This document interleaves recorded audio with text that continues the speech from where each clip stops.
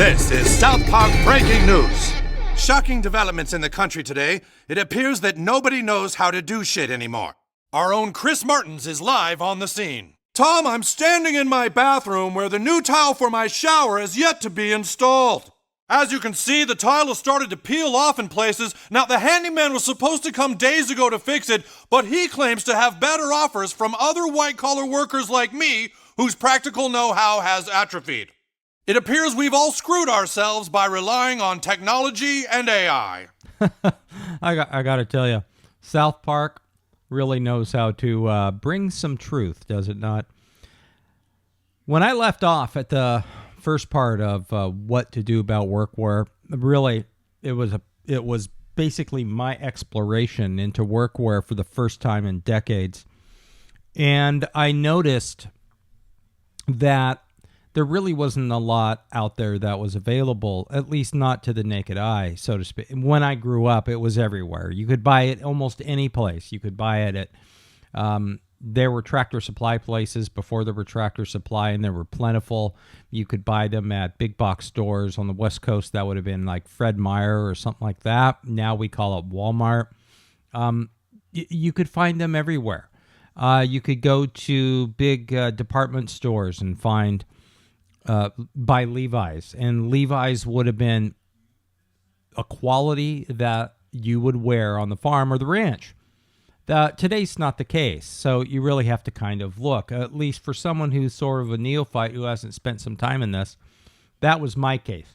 So in the first part, I had an original list of things that I found. Now, this is by no means where I am today.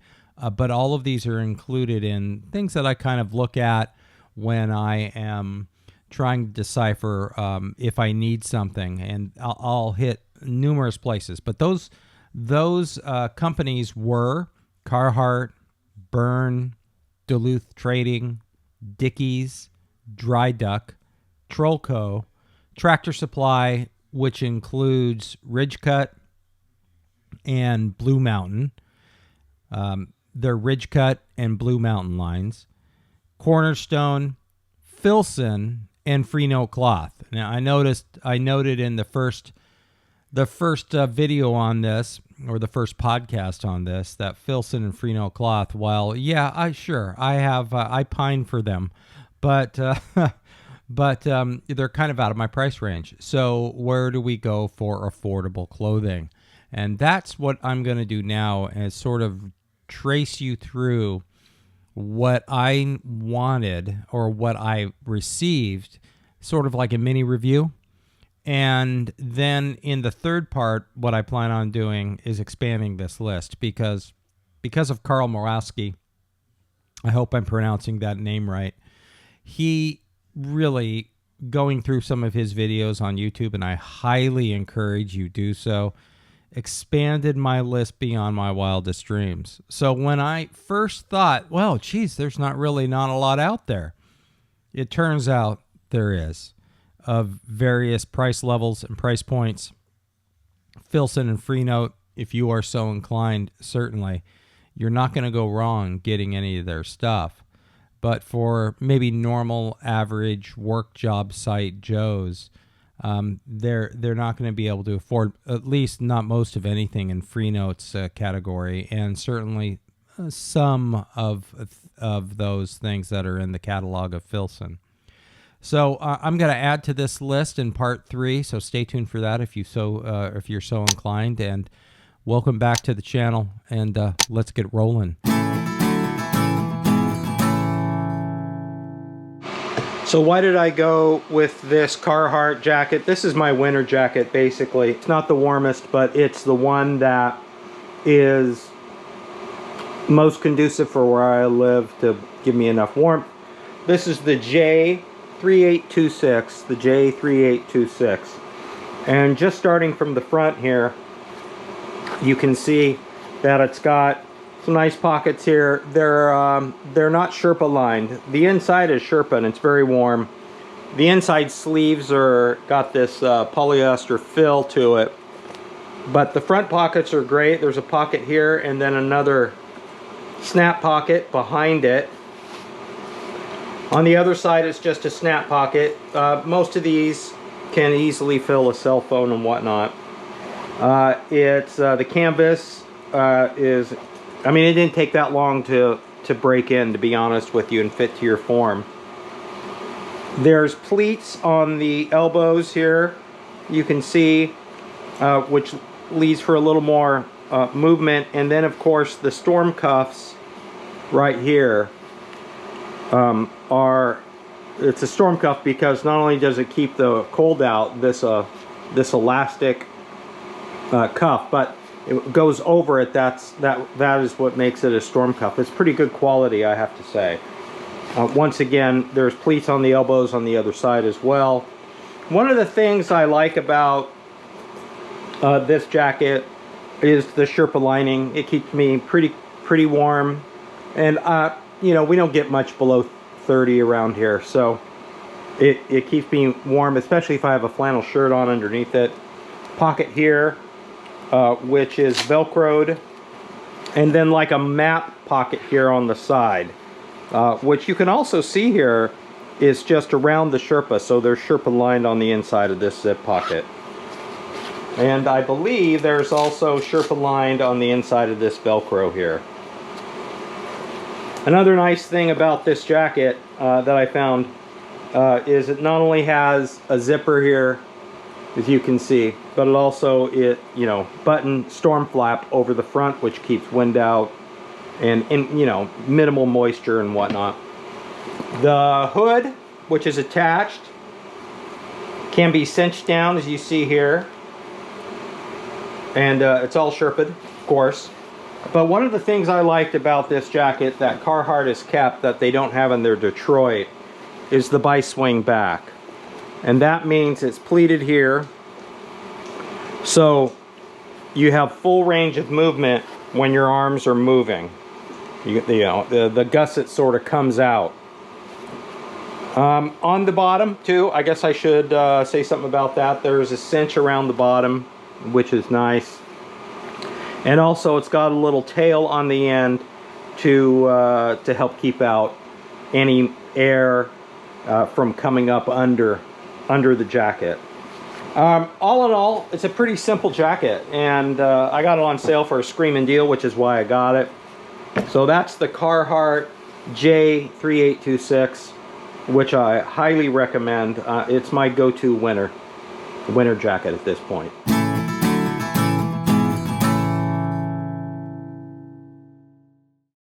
One thing that I did get, it may not fall into the category that I've been reviewing, but I needed something for rainy season because where I live, you know, rain comes in and sometimes it's just a downpour. So I started looking at some sort of rain jacket because, believe it or not, I had not one. And Carhartt had some stuff on clearance. It really isn't the color that I would have chosen, but hey, you know, the price is right.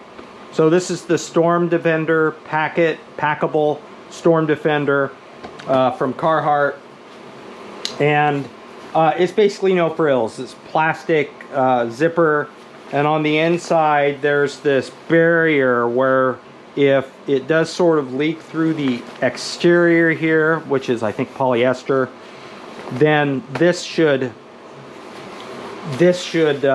stop it. So the Storm Defender J5751 with a hood that cinches, and I'll get to the pockets in a minute, but the sleeves are velcroed so you can cinch them up to keep water out.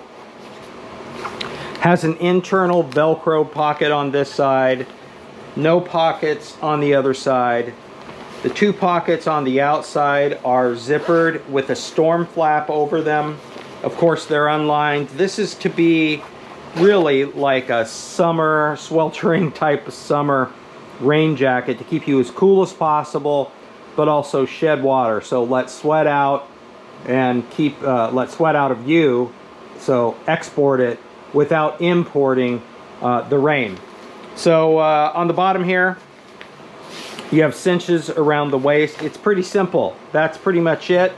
The map pocket or cell phone pocket is generous enough you can get a cell phone in here easy. Very easy. So I haven't tested it out yet, but for the price, which was somewhere around 20-30 bucks, I decided to snap it up on clearance. I really kind of wanted a more traditional Carhartt color, but hey, beggars can't be choosers. So Carhartt Storm Defender hooded packable jacket. Hang loose. Next up is the dry duck. I think they call this the specific name is like the Rambler Chore coat. And this is, I love this one. It's lighter, so this would be like a fall, early winter, maybe spring, early spring jacket. It's once again polyester filled. It's maybe a warmth rating of 1 or 2 if you were going to go by the Carhartt sort of ratings of things. And I just liked it for a knocking around jacket, to be honest with you. The first thing I will say about the dry duck is the pockets are generous, and I wanted generous pockets. They're unlined with a polyester pocket that's sewn into it, so it's not going to pull out or anything. This pocket right here, I love this.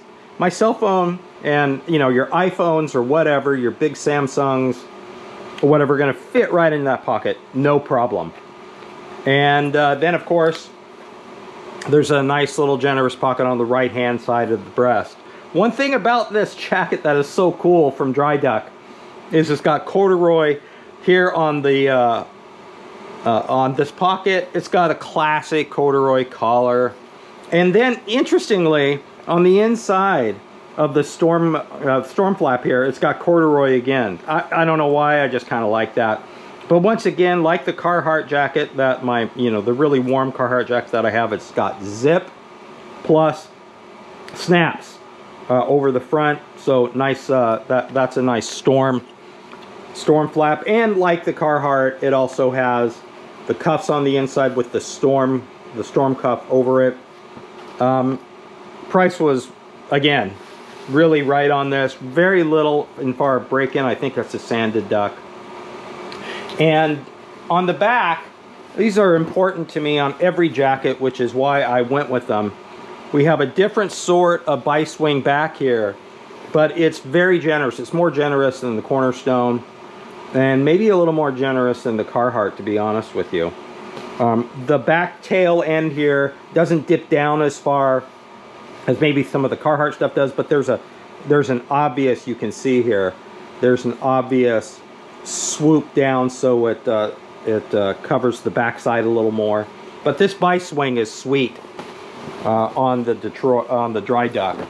All in all, as a sort of a knock around, you don't really want something warm, but you want something to do chores in, and in the fall, maybe early spring, this thing will get the job done, and it's generous enough. Everything that I'm showing you is true to size, so you could layer underneath it. You could have flannel for sure if it's a little bit colder or whatnot, and still have enough room, especially with the bi-swing back, for movement.